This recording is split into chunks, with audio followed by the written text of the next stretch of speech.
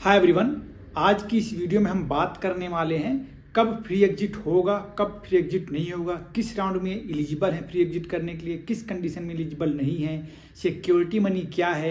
ये सभी बातें जानेंगे हम AACCC के यूजी काउंसलिंग के बारे में स्पेसिफिकली। तो सीधे मेरे टैबलेट की स्क्रीन पर चलते हैं। बहुत सारे बच्चों के इसके बारे में कन्फ्यूजन है क्योंकि सभी को अपने पैसों की फिक्र है। तो सीधे मेरे टैबलेट की स्क्रीन पर चलते हैं। तो सीधे अब देखिए, मेरे स्क्रीन पर आप लोग को दिखलाई पड़ रहा होगा एक हरा नीला पीला करके एक टेबल बना हुआ है। तो सबसे पहले हम इसमें देखेंगे अमाउंट ऑफ सिक्योरिटी मनी, जो इंपॉर्टेंट है हमारे लिए। इसके बारे में पहले जान लें कितना सिक्योरिटी मनी है, यही इंपॉर्टेंट है। यही रिफंड होगा या फिर फॉरफीचर होगा। तो government aided college, central universities के लिए 20,000 सिक्योरिटी मनी रखी है AACCC यूजी काउंसलिंग के लिए। फिर डीम्ड यूनिवर्सिटीज़ में अगर आप ऑप्शन चुनते हैं तो इसकी जो सिक्योरिटी मनी 50,000 रुपये सिक्योरिटी मनी इसकी रखी गई है। चलिए अब हम एक एक राउंड के बारे में 1 बाय 1 देख लेते हैं कहाँ पे क्या होने वाला है। तो टेबल जैसे बना है 1 बाय 1 मैं एक्सप्लेन करते जा रहा हूँ। फिर भी कुछ डाउट आपको लग जाए तो बिल्कुल मुझे कमेंट कर दीजिएगा, मैं रिप्लाई करने की कोशिश करूँगा। राउंड 1 में देखिए यहाँ पे लिखा हुआ है फ्री एग्जिट की सुविधा यहाँ उपलब्ध है। तो आंसर लिखा है यस, वेदर ज्वाइंट और नॉट ज्वाइंट, मतलब आप चाहे ज्वाइन करें चाहे ना करें, यहाँ पे फ्री एग्जिट अवेलेबल है आपके लिए।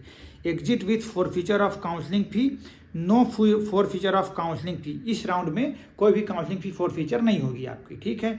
Eligibility criteria for further counselling if allotted, the candidate shall be eligible for further counselling as per the eligibility criteria prescribed for the round.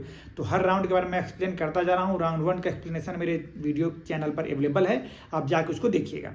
Round 2 के बारे में हम आ जाते हैं। तो राउंड 2 में फ्री एग्जिट नहीं है, नो फ्री एग्जिट है यहाँ पे। इफ सीट अलॉटेड, अगर सीट अलॉट हुई है तो फ्री एग्जिट तो नहीं है फिर राउंड 2 में, ठीक है। अभी होने वाला है तो आप लोग अच्छे चीज़ को समझ लीजिए।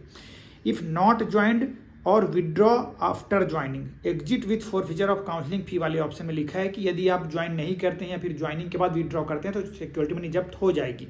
और को बहुत सारे ऑप्शन फिर यहाँ पे अलग अलग लिखे, 3-4 पॉइंट्स लिखे हैं।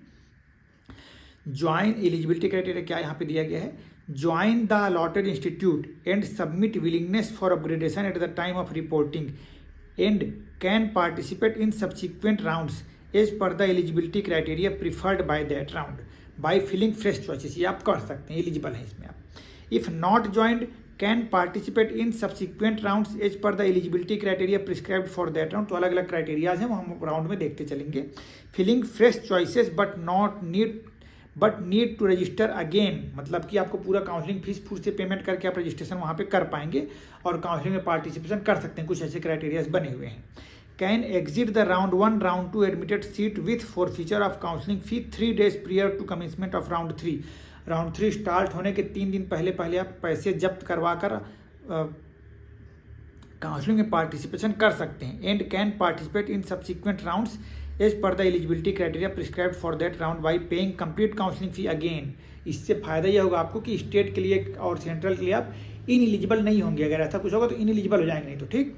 अगला मतलब कि यहाँ पे पॉलिसी दी गई है। अगला क्या लिखा है यहाँ पे, candidates who exit the round 1 round 2 admitted seat with forfeiture of counselling fee between the period of 3 days before the commencement of round 3 till the date of round 3 result. मतलब कि राउंड 3 स्टार्ट होने के 3 दिन पहले से ले करके round 3 का रिजल्ट आने के बीच अगर आप काउंसलिंग को मतलब कॉलेज को छोड़ते हैं तो आपकी सिक्योरिटी मनी तो जब्त हो ही जाएगी। साथ ही साथ आप क्या हो जाएंगे, विल बी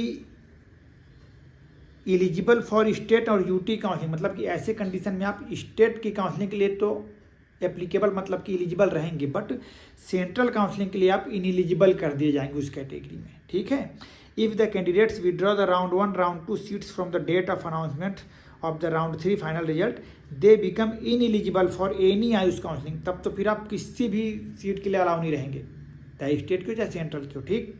फिर राउंड 3 में भी नो फ्री एग्जिट है और यहाँ पे फॉरफीचर मनी के साथ आप कर सकते हैं। तो if seat allotted not joint withdraw, तब भी आप ये कर पाएंगे, ठीक। बाकी सेम बातें जो मैंने राउंड 2 में बतलाई हैं इसी प्रकार की बात राउंड 3 के लिए भी लिखी है यहाँ पे, तो इसको मैं ज़्यादा भी एक्सप्लेन नहीं कर रहा हूँ आपको।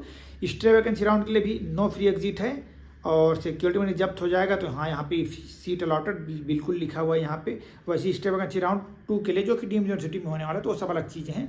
मतलब कि केवल पहले राउंड में ऐसा लिखा गया कि फ्री एग्जिट है, उसके अलावा बाकी हर चीज़ में अलग अलग कंडीशंस के साथ दी गई हैं, तो उसको ध्यान से आपको समझना है। तो ये एक छोटी सी एक वीडियो थी, कुछ बातें तो आपको समझ में आ गई होंगी। एक बार में नहीं आएगा तो 2-3 बार अच्छे से देखिएगा और पुरानी वीडियोस को भी थोड़ा सा देखिएगा, तो एक्सप्लेन आपके सामने अच्छे से वो हो पाएगा।